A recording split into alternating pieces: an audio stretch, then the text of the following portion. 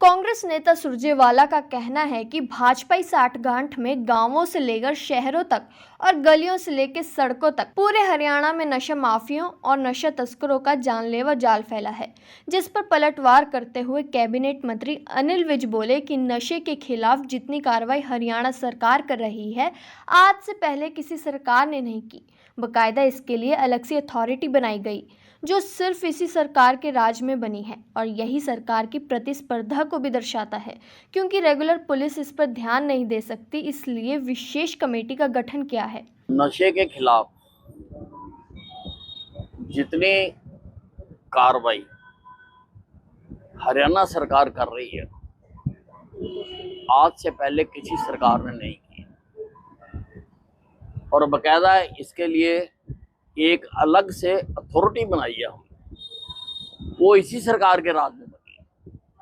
वो इस सरकार की प्रतिबद्धता भी बताती है, क्योंकि हमारी सरकार ये मानती है कि जो रेगुलर पुलिस है वो इतना ध्यान नहीं दे सकती है जब तक कि डेजिग्नेटेड पुलिस ना लगाई जाए।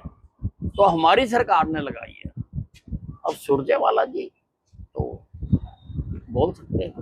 दिल्ली कांग्रेस अध्यक्ष देवेंद्र यादव ने बीजेपी पर वोट चोरी अभियान रोकने के लिए पुलिस का दुरुपयोग करने का आरोप लगाया है। अभियान के दौरान सैकड़ों कार्यकर्ताओं को हिरासत में लिया गया, जिस पर बोलते हुए विज ने कहा कि इन जनाब को हिंदुस्तान के पार्लियामेंट के सिस्टम की जानकारी नहीं है, क्योंकि वोट बनाने का और काटने का काम चुनाव आयोग करता है, उसमें पुलिस का कोई दखल नहीं होता। ये पुराना सिस्टम है जिसमें छोटे से छोटे कार्यकर्ता को ये बात पता है, लेकिन ये लोग संदिग्ध है तभी झूठे बयान जारी करते हैं। मुझे लगता है कि हिंदुस्तान की पार्लियामेंट्री सिस्टम की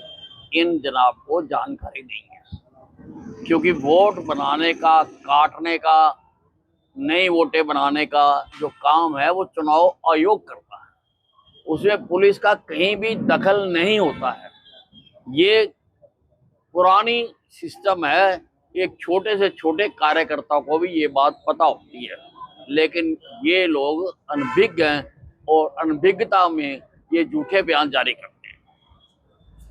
कर्नाटक के मुख्यमंत्री के बेटे ने कहा कि आरएसएस तालिबानी तर्ज पर है, इसको बैन कर देना चाहिए, जिस पर कैबिनेट मंत्री अनिल विज बोले कि जैसे पक्षी हैं उनको रोशनी से डर लगता है, वो अंधेरे में रहते हैं, वैसे ही ये जनाब और वो सभी लोग हैं जो आरएसएस पर टिप्पणी करते हैं, क्योंकि आरएसएस देशभक्ति और अनुशासन सिखाती है, वो बिना स्वार्थ काम करना सिखाती है, जिससे इनकी राजनीति जो लोगों को धर्म और जातियों में बांटने की है वो प्रभावित होती है, इसलिए ये लोग ऐसे बयान देते हैं।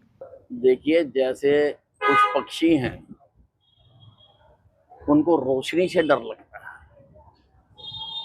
वो अंधेरे में ही रहना चाहते हैं, वैसे ही ये जनाब है और वो सारे लोग हैं जो आरएसएस पे टिप्पणी करते हैं, क्योंकि आरएसएस देशभक्ति सिखाती है, अनुशासन सिखाती है,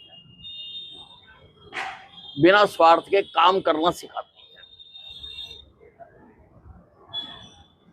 और उससे जो इनकी राजनीति है, लोगों को धर्मों में बांटने की, जातियों में बांटने की, क्षेत्रों में बांटने की, वो प्रभावित होती है। इसलिए इनको आरएसएस से तकलीफ होती है, इसलिए ये आरएसएस के खिलाफ जब भी इनको मौका मिलता है ये अपनी जुबान खोलते हैं।